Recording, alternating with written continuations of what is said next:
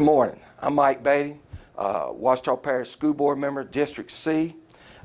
Just want to talk to you a little bit about school choice. Just tell you a little bit about what I know.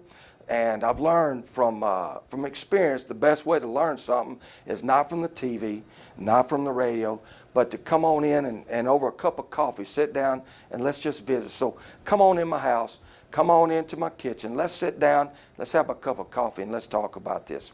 And let me tell you what I know. All right, this thing called school choice, man, it sounds really good. When I heard the word school choice, I said, that's a great thing.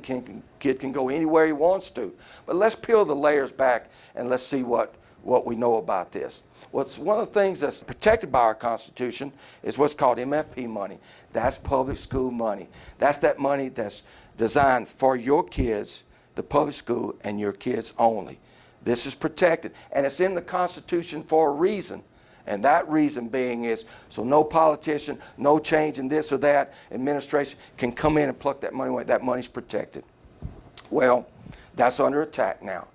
We want to have a constitutional convention so that we can come in and more hands can be put in that educational pie. Now we want to include the private schools. I got the same look as you did just then. Public money going to pay private school tuitions. And if you have the same thought I did, now that's less money for our public school kids, and you would be right. I like to look at things real life. How's that going to deal with our kids? Good scenario. Johnny down at a local felon school, our school that's not doing as well, and he hasn't done as well as he wants to, but he hears about this new legislation, and he wants to go to a private school down the road. Well, he gets with his mom. They're all excited. They got the transcript from his older school, and he heads down to the private school. They put the transcript down, and they look at it. The private school looks and goes, I'm sorry, we can't accept your scores are too low, and I see you got a couple of discipline problems. This private school is taking public money, but does not have to take this young man. How is that school choice? How is that? Somebody explain to me how that school choice is. I got the same look like a calf looking at a new gate. That's not correct, and that's not right.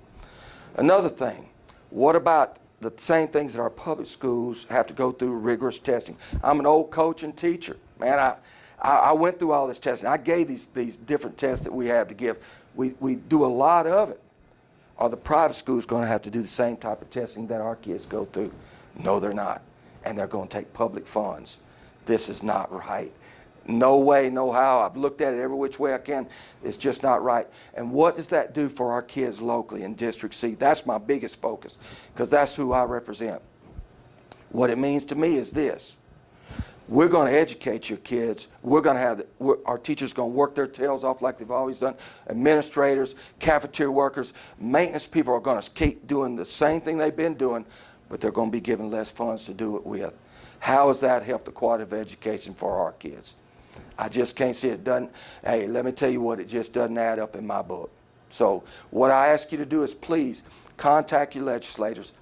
Your local legislators, I believe they're for us. I do.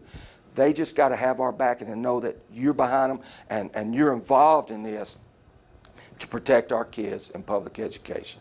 Thank you.